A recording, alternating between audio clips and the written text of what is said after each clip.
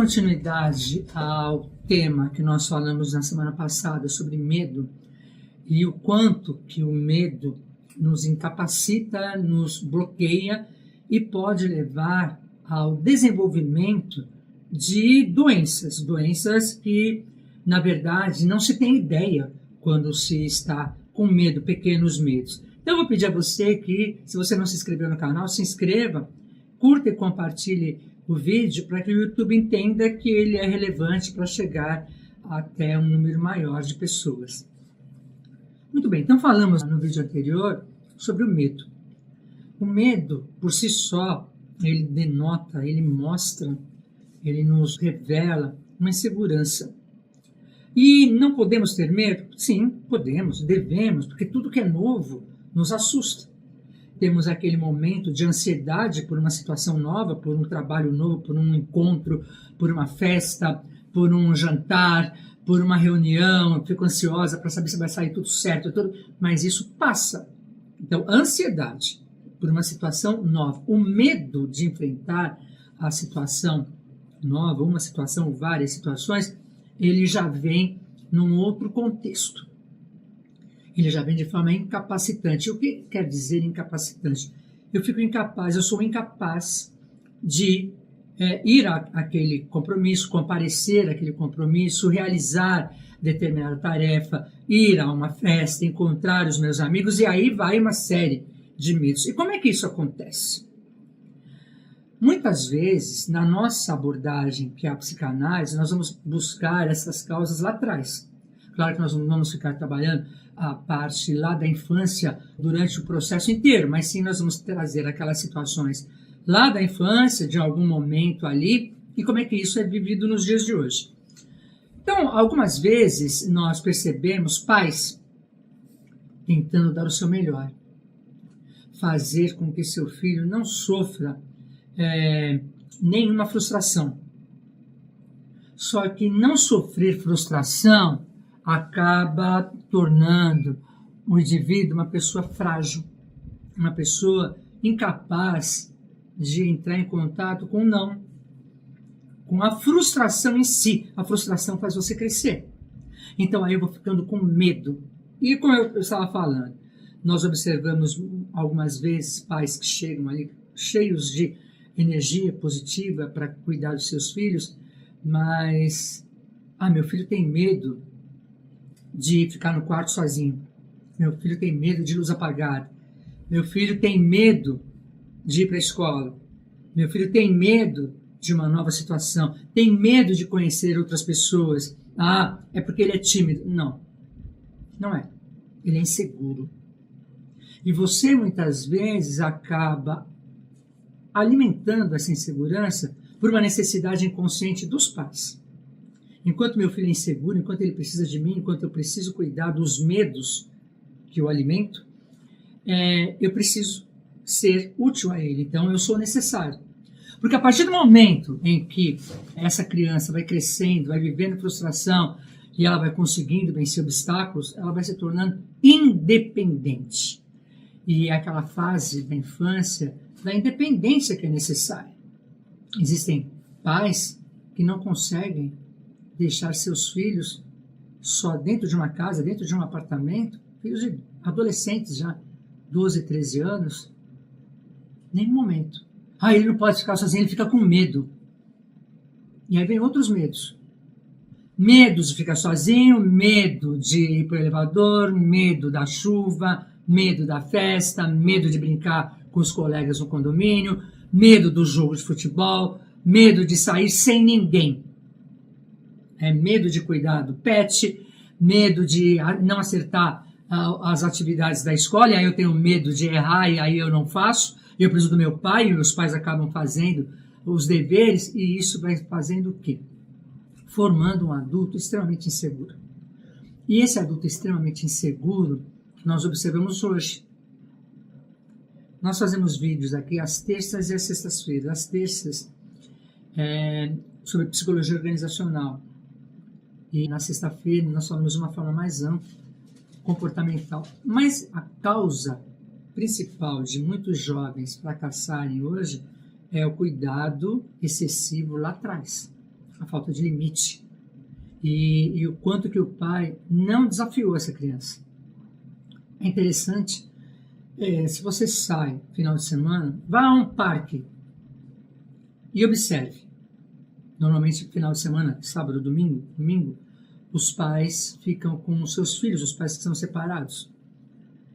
E é interessante demais ver o movimento dos pais, que vem toda aquela culpa de estar separado, não estar ali durante a semana, e o filho está andando de bicicleta e ele também. E se o filho tropeça, cai da bicicleta, esse pai vai em cima direto. Nossa, o que aconteceu? Né? E não aconteceu nada, só que ele olha para o pai e aí ele chora, porque ele precisa chamar atenção naquele momento que ele está com esse pai, porque o pai não fica lá toda semana, a semana toda. Em outras situações, a situação é totalmente diferente. Que situação? E aí nós não podemos dizer que necessariamente são pais presentes. Pode ser também ali o pai que é separado e ele pega o filho para ficar no final de semana. E a gente observa. O filho tropeça, ele vira da bicicleta e fala, vamos seguir. A criança sobe na bicicleta e continua. E não aconteceu nada. Então existe uma diferença. Essa criança que o pai, no segundo caso que o pai falou, segue, ela vai ser mais arrojada nas suas decisões, ela vai ser mais esperta e ela vai chegar à adolescência, à fase adulta, com um ego fortalecido. Eu sei que eu tenho meu pai, minha mãe, mas eu também sei que eu tenho que tomar conta da minha vida. E a gente observa assim, quem vai cuidar de mim? Quem vai ficar comigo? Ninguém vai ficar com você. Você vai ficar sozinho. Só que quando esses medos eles vão sendo construídos durante a vida, a formação da personalidade, chega na idade adulta, nós temos esses jovens que eu falei que nós vamos falar também, que a queixa está sendo muito alta, dos jovens da geração Z, jovens de 24, 25 anos, que vão para uma entrevista de emprego com o pai e com a mãe. E esse pai e essa mãe acham assim fantástico eles serem necessários. Eles não estão vendo que essa criança ele criou lá atrás, ainda existe, por muita participação negativa dele. Então, ele está levando uma criança para a entrevista de emprego, e não um adulto, um homem, uma mulher de 24, 25 anos. Porque ela tem medo, ela se sente insegura, ela precisa do pai e da mãe, porque ela não toma decisões sozinhas. E aí vem todas as frustrações no ambiente de trabalho, e quando, porque ninguém é eterno, quando falta o pai ou a mãe, alguém ali, esse luto é sofrido demais, além do limite, além do conteúdo do luto, essa pessoa começa a se sentir muito mais insegura, porque ela não tem mais quem cuide dela. Quem ela vai cuidar dela nesse momento que ela está tão fragilizada? Aí é quando começa o quê? Ela fica deprimida. Deprimida é um momento de tristeza, que pode, se não trabalhado, se transformar numa depressão. A depressão tem fatores biológicos, fatores genéticos aí, né, hereditários, mas não necessariamente um pai que foi depressivo, que teve depressão, terá filhos com todos eles, 3, 4 filhos, com todos terão depressão. Não. Existe a característica. Pode herdar, mas depende da qualidade de vida e de como é que essa criança, essa adolescente vai se formar para ser um adulto. Então, os medos, eles são, na realidade, uma somatória de situações de insegurança. E a insegurança gera o quê? Eu fico deprimida. Eu me sinto inferior a todos. E esse complexo de inferioridade me leva a relações abusivas. Nós temos falado bastante isso aqui. Relações abusivas de que forma? Pessoas que, percebendo a tua carência, a tua fragilidade, vão fazer com a pessoa carente, a pessoa medrosa, tudo. E assim, nos relacionamentos, normalmente é assim.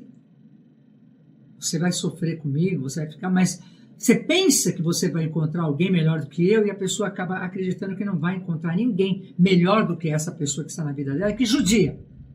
Mas ela tem medo, primeiro de tudo, de entrar em contato com a sua própria pessoa, com a sua personalidade e com a sua companhia. Ela não consegue. São pessoas que têm medo de ficar sozinha, medo de não ter ninguém e sofrem. Elas precisam ter alguém, porque a partir desse alguém é que ela será feliz. Ou seja, ela vai colocar toda a felicidade dela nas mãos de outra pessoa. E o medo de ficar só leva a uma busca insana de companhia.